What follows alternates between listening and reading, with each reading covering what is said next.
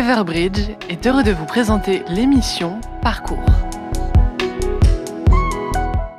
Bonjour, bienvenue dans ce nouveau numéro de Parcours où l'on refait les itinéraires des directeurs sécurité sûreté des grandes entreprises.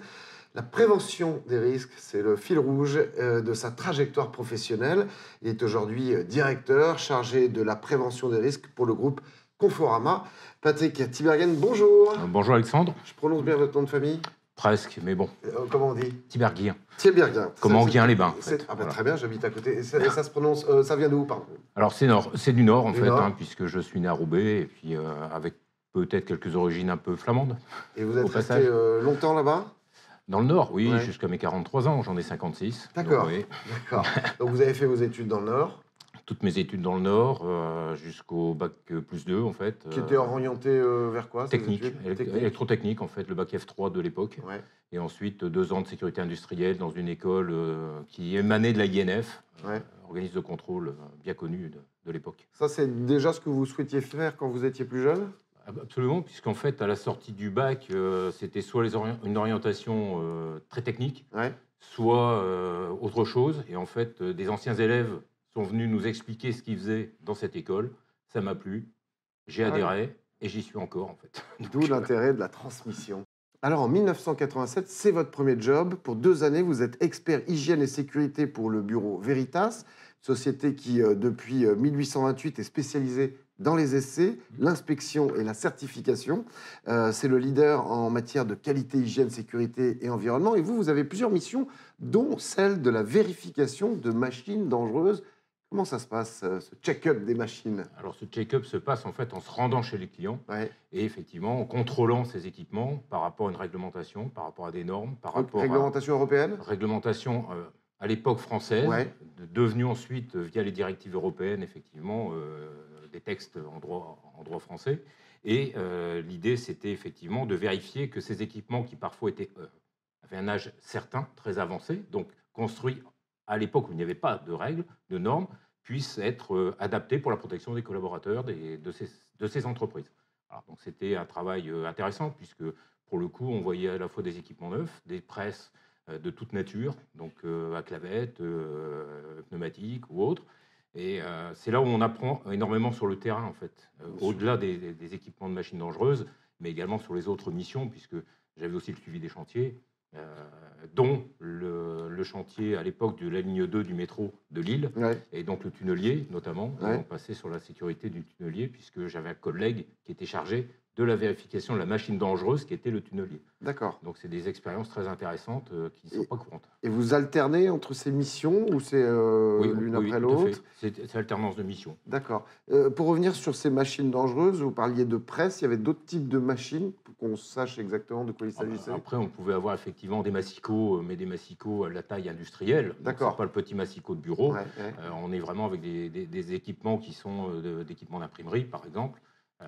Mais on peut trouver également dans les machines dangereuses les grosses scies, les grosses scies industrielles, la découpe de grumes de bois, etc. On trouve dans des usines. Par exemple, les fonderies aussi, puisque ça faisait partie. J'avais plusieurs fonderies parmi mes clients.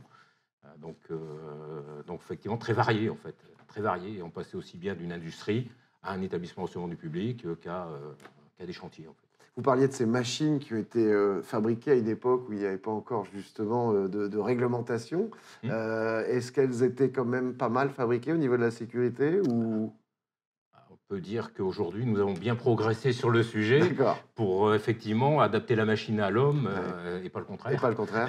Voilà, donc effectivement, on ne concevrait plus ces machines de cette façon-là aujourd'hui, puisqu'elles ne pourraient pas de toute façon être utilisées. Bien sûr. Donc l'adaptation est parfois très compliquée sur ces équipements-là, mais à un moment donné, elles avaient l'avantage d'être très robustes, puisqu'elles ont traversé le temps. Bien sûr. Également. Voilà. C'est ça. C'était peut-être la priorité d'ailleurs à l'époque. Tout à fait. Toujours chez Veritas, vous faites également de la vérification, audit, conseil en sécurité incendie. Tout à fait. Donc, c'était mes premières expériences en matière de sécurité incendie.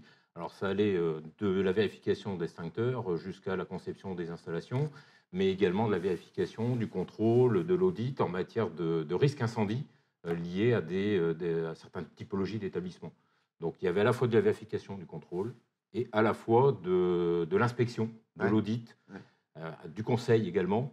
Donc on sortait du cadre pur application réglementaire pour cette fois aller dans la recommandation, dans l'aide, l'assistance en fait du client. C'est cette partie-là qui me plaisait le plus, en fait. Et ça, ce sont vos premiers pas en sécurité incendie. Alors, Tout à fait. quand on Et de la découvre, formation également. on va en parler, mais quand on découvre cet univers, est-ce que justement on est formé par son entreprise? Comment on prend les notions Oui. On est formé par son entreprise. Et d'ailleurs, dès le premier jour où je suis arrivé au bureau Veritas, en fait, mon collègue de l'époque m'a emmené avec lui pour une formation de formateur en sécurité incendie. Okay. Ça tombait bien, où effectivement on formait le staff d'un hôpital en fait, à la partie incendie, l'analyse de risque, etc. Donc c'était l'occasion de découvrir à la fois la formation et à la fois le monde de l'incendie. Effectivement, le côté pompier, comme tous les gamins, à un moment donné, on y pense. Et puis, parfois, on n'y accède pas directement. On prend d'autres biais. Alors justement, la formation, donc vous êtes formé, mais petit à petit également, vous allez former du personnel et vous allez faire également du conseil en hygiène et sécurité. Oui, tout à fait. Et en fait, la formation en hygiène et sécurité, c'est ma formation de base en réalité. L'incendie, j'y suis venu progressivement, mais c'est quelque chose qui m'a plu. L'audit, aider en fait, aider, concevoir pour faire en sorte qu'effectivement les personnes ne soient pas blessées dans leur intégrité, ne soient pas dans une situation en fait qui viendrait à leur porter préjudice. Et ça a toujours été mon moteur en fait depuis le moment où j'ai découvert le métier. Bien sûr. Et ça va continuer de vous servir puisque 2 ans après, en 89, vous quittez donc le bureau Veritas pour vous engager pour une longue et belle période, 19 ans chez La Redoute. Alors, un de leurs slogans, c'était « On a tous une bonne raison d'aimer La Redoute ». Vous, qu'est-ce qui vous a fait aimer La Redoute? Alors déjà, de passer de l'autre côté, d'un bureau de contrôle, de vérification, de conseil, à être acteur. Donc ça, c'est ma première motivation. De pouvoir également mettre ce que j'avais appris au service des collaborateurs de l'entreprise et de l'enseigne, et de vraiment pouvoir agir, en fait. Voilà. Plutôt que de recommander et de laisser faire les autres, je préférais agir. Et alors, comment s'est passé à cette période-là, votre recrutement? Est-ce que c'est du réseau? Est-ce que c'est parce que vous aviez envie de bouger, vous avez fait les petites annonces? Vous mettez le doigt sur quelque chose. Je n'avais pas vu l'annonce au départ. D'accord. Et c'est mon collègue Bureau Veritas qui me dit « Tiens, je te verrais bien dans ce poste-là. » Ok. Je dis « Ah oui, pourquoi pas ?» Étant roubaisien, l'entreprise étant basée à Roubaix, bien sûr, je dis « Pourquoi pas ?» Elle est née là-bas même. Elle est née là-bas, tout à fait, rue Blanchemaille. Et puis, je me suis présenté, j'ai passé les différents castings, et puis j'ai été le dernier élu. Et je suis resté effectivement 19 ans, progressant tout au long de ces belles années. Alors, vous débutez, ça tombe bien, en prévention des risques et sécurité avec pour mission la sécurité des magasins. Donc, La Redoute, on connaît bien évidemment la vente par correspondance, mais peut-être moins les magasins et les corners. Aujourd'hui, c'est, je crois, 4 magasins et 18 corners, si j'ai bien compté. Alors aujourd'hui, j'ai un peu perdu de vue le décompte de l'époque. Mais c'est un peu partout en France. C'est ça. Les corners sont entre autres au sein des Galeries Lafayette, qu'on trouve très fréquemment effectivement dans les régions françaises. Et là, donc, justement, c'est la sécurité de ces magasins. Ça consiste en quoi? Alors en fait, les magasins, on avait plusieurs tailles. Les rendez-vous catalogues, donc c'est le petit point retrait du colis. Donc ça, c'est la vente à distance étendue dans ce qu'on connaît aujourd'hui, les points relais. Exact. À l'époque, ça se faisait déjà. Et vous aviez également les magasins plus traditionnels, le retail, comme on l'appelle aujourd'hui, avec donc une façade, un certain nombre de milliers de mètres carrés, et on accueille le client. Donc les problématiques retail sont liées à la sécurité incendie pour l'accueil du public. Il y a une réglementation pour ça, mais également du coup pour nos petits établissements, mais aussi les problématiques de sûreté, de vol.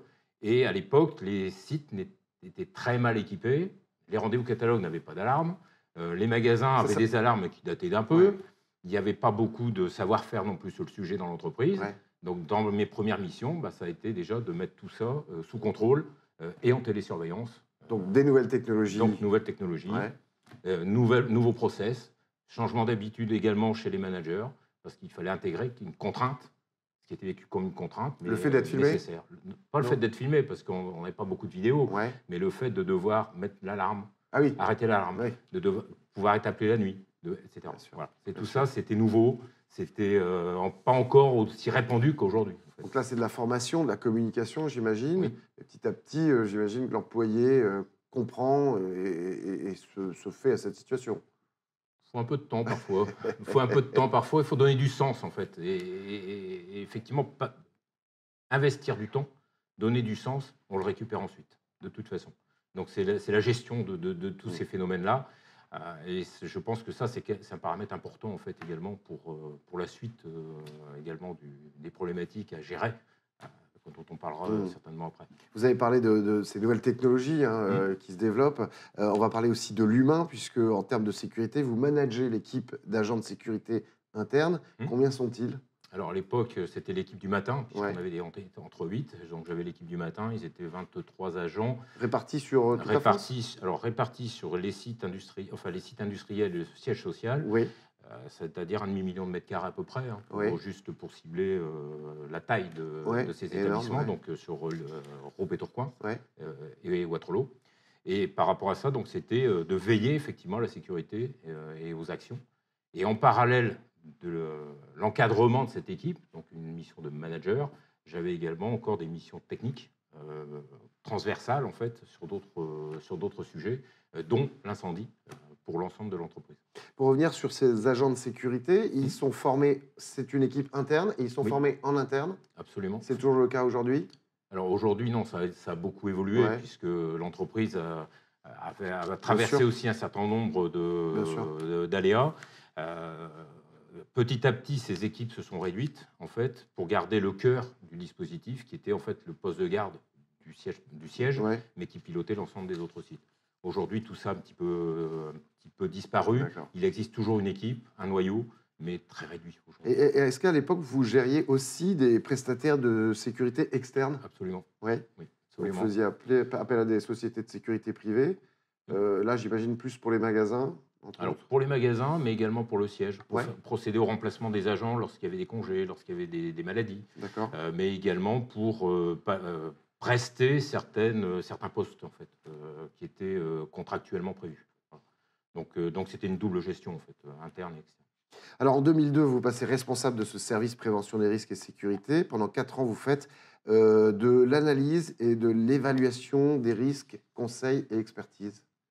Alors en fait, à partir de 2002, j'ai récupéré effectivement tout le périmètre de ce qu'on appelait à l'époque Red Cat en France, c'est-à-dire donc la Redoute, mais aussi toutes ses filiales. Donc à la fois la Redoute, Cyrillus, Verbaudet, Somewhere, Daxon, et les équipes qui m'étaient rattachées donc couvraient l'ensemble de ce périmètre. Donc à la fois l'incendie, à la fois la santé et sécurité au travail, également la partie gestion de crise et la partie liée à l'environnement. Voilà. Donc, dans ces analyses, dans ces audits, il y avait l'intégration de tous ces paramètres-là, y compris la formation, notamment incendie, de l'ensemble du personnel de l'entreprise. D'accord, donc une palette très large. Une palette très large, tout à fait. Avec une équipe dimensionnée de 15 personnes déjà. En management. En management. D'accord, et justement, cette équipe, vous faites entre autres la mise en place de ce management et de la prévention et des formations qui sont associées à toutes ces directives que vous avez. Il y avait à la fois les formations qu'on assurait par nous-mêmes, mais également développer une politique de management de la prévention des risques et en particulier liée à la santé et sécurité au travail des collaborateurs, puisque nous avions des taux d'accidents de travail à l'époque particulièrement, on va dire, en décalage avec la profession.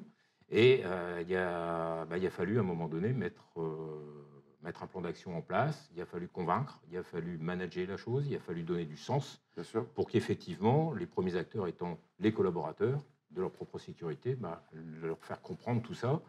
Le reste est venu naturellement, l'aspect technique, la résolution des problèmes, etc. Tout est venu naturellement ensuite. Mais il fallait avant tout que les collaborateurs, l'humain, en fait, se mette tout simplement lui-même dans une situation de préventeur. Voilà. Intègre pour lui et ses collègues. Tout à fait. Donc c'était tout ce travail qui était fait à l'époque, main dans la main avec le management. Et ça, c'est... Tout s'est passé sans aucun problème. La vie n'est jamais un long fleuve tranquille. Enfin, relativement. Mais simple, relativement, oui, à partir du moment où il y a une volonté et qu'on arrive à donner du sens à tout ça, un petit peu à la fois, les esprits changent, la culture change, et on avance, et on progresse. Et c'est ça qui est important, c'est de mesurer cette progression. Donc finalement, quand on est à ces postes de sûreté, de sécurité, il faut savoir aussi bien communiquer. Tout à fait. Ouais. Ah oui, c'est un incontournable. C'est un incontournable. On peut l'apprendre, ça, ou ça doit être inné? Alors, il y a des techniques qui s'apprennent, mais on doit déjà y croire soi-même. Ouais, Et il faut déjà qu'effectivement, on ait une certaine aisance à parler en public, à parler devant une caméra. Mais après, c'est les entraînements. Bien sûr. Voilà, et parler devant une foule. Il n'y a rien de tel. En 2006 et de 2006 à 2009, donc, vous devenez auditeur en prévention des risques, toujours à la Redoute. Quelle est la différence avec votre poste précédent? Enfin, j'avais plus d'équipe. D'accord. Voilà, déjà pour commencer. Mais par contre, c'était plus une mission on va dire, globale, d'analyse de risque globale. Ouais. C'est l'époque où on a mis en place toute la partie structurée, toute la gestion de crise au sein de l'entreprise, au sein des différentes enseignes. C'est la période aussi où on a connu quelques crises importantes. C'est aussi la partie où il a fallu mettre un certain nombre de process en place, également de contrôle, puisque j'étais rattaché au directeur de l'audit, donc directeur de l'audit financier, et donc également vis-à-vis des assurances, puisque j'ai toujours aussi une mission transverse vis-à-vis de l'assurance, qui représentait à peu près 2/3 des primes d'assurance de l'entreprise, au global, par rapport au risque incendie en particulier. Est-ce que c'est là aussi, vous intervenez aussi en sûreté malveillance pour la protection des biens, des valeurs et des flux? Au titre de l'audit, oui. Oui, d'accord. Tout à fait. Et donc justement, qu'est-ce que vous mettez précisément en place à cette époque?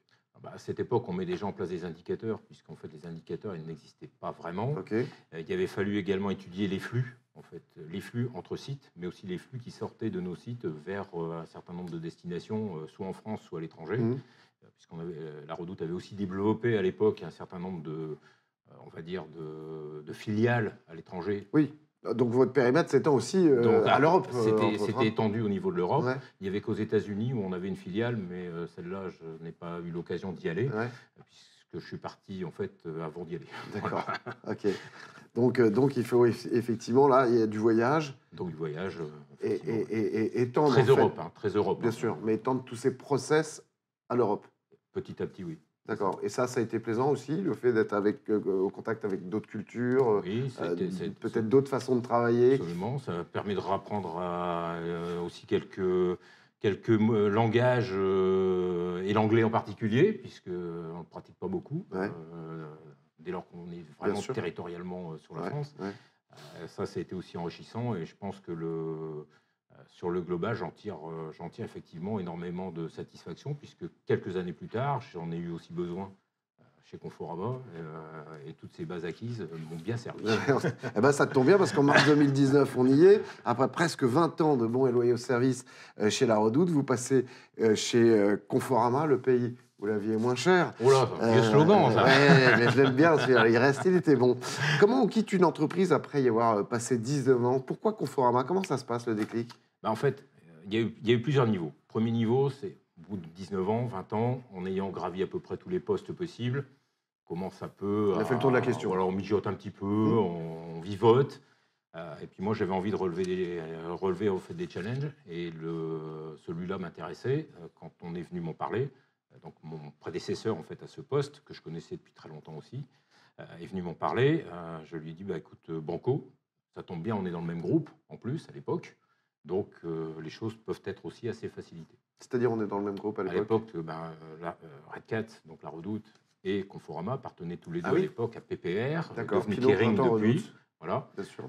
Et effectivement, donc il y avait une politique qui favorisait aussi le transfert ce qui était au sein des entreprises, et ce qui était très très bien, puisque du coup, j'en ai profité au passage. Et on travaillait déjà tous ensemble au niveau des préventionnistes ou du réseau prévention des risques de PPR de l'époque. Vous connaissiez, on se connaissait tous, et ça aussi, c'était une grande force. Et alors, le challenge qui vous intéresse à ce moment-là pour passer chez Conforama, c'est quoi? Alors, le challenge qui m'intéresse, c'est que presque tout était à faire, puisque le service avait été créé, en fait, la direction avait été créée quelques années auparavant avec l'arrivée de mon prédécesseur, Louis Monte. Mais il était surtout axé sur la partie incendie, un petit peu de santé au travail, très peu de sûreté.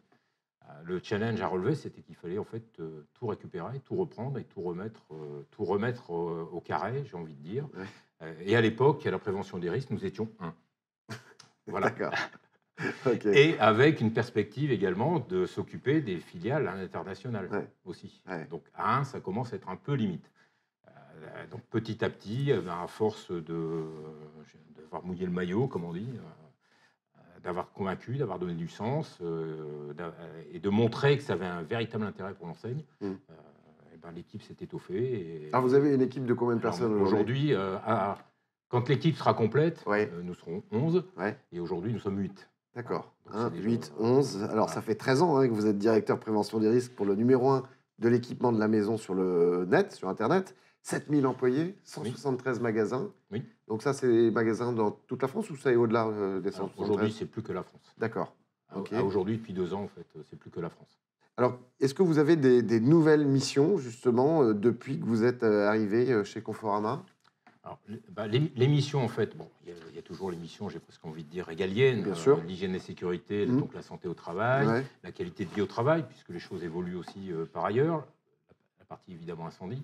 La partie sûreté, la partie gestion de crise et structuration de la gestion de crise, la partie environnement, et c'est déjà pas mal. Et donc, en fait, j'ai retrouvé chez Conforama l'ensemble des différentes facettes pour lesquelles j'avais eu des expériences dans le passé. Donc, mais là, cette fois, dans une position un peu de maîtrise, en fait, et de pouvoir coordonner l'ensemble pour avoir une action, j'ai envie de dire, efficace et efficiente pour l'entreprise et l'enseigne. Vous parliez du régalien il y a un instant. En termes de continuum de sécurité, justement, est-ce que votre lien est très développé avec les forces de sécurité publique, police ou gendarmerie? Alors, oui, enfin tout au moins on essaye de le faire. Alors c'est sûr qu'aujourd'hui je peux plus le faire ayant une équipe autour de moi, ayant 2 collaborateurs en particulier qui sont dédiés à la partie sécurité incendie et la partie sûreté, donc plutôt sécurité des biens et des personnes. Et j'ai tout le reste de mon équipe qui est plutôt axé, à une exception près, sur la sécurité des personnes et des biens. Donc là, on est plutôt dans santé et sécurité au travail. Et j'ai même un spécialiste un peu transverse qui a notamment pour mission de gérer toute la partie amiante, radon, etc. Puisque là, il faut des compétences un peu particulières. Voilà. Donc dans les missions, en fait, au final, je retrouve toutes les facettes. Je retrouve l'ensemble de ce qui est intéressant, en fait, aussi dans le métier. Par rapport au continuum de sécurité, oui, maintenant, on peut commencer à y travailler. Maintenant, on n'est pas forcément le pôle d'attractivité qui, dans ce continuum, intéresse aussi forcément, on va dire, les forces de l'ordre, etc., parce qu'on n'est pas des grands centres commerciaux, on est en zone commerciale, mais on ne représente qu'un commerce dans la zone commerciale. Mais on essaie de développer quand même ce lien, ce contact. Donc, oui, et ça répond du côté de la police et de la gendarmerie. Ça répond. Globalement, ça répond. Oui, ça répond. Vous êtes fan de rugby? On ne peut rien vous cacher, Alexandre. Alors justement, est-ce qu'une équipe de prévention des risques doit avoir les mêmes valeurs que celles d'une équipe de rugby? Les valeurs dans le rugby, c'est l'intégrité, la passion, la solidarité, la discipline et le respect. Et l'engagement. Et l'engagement. Ouais, tout à fait. Pour moi, c'est très, très important. Et l'humilité aussi, quelque part. C'est-à-dire qu'il faut rester humble, savoir ce qu'on sait faire, le faire savoir, et ensuite, effectivement, le transmettre, ce savoir. Donner du sens. C'est ce qui oriente toute ma carrière et continuera encore à l'orienter. J'ai encore quelques années, je ne suis pas sur le départ. Je pense que, effectivement, avec le temps aujourd'hui, on est plus dans une transmission. Surtout à mon âge, on commence à être plutôt dans la transmission aussi, à la fois des valeurs, à la fois du savoir-faire et du savoir-être. Voilà. Donc, et ça, pour moi, c'est quelque chose d'important.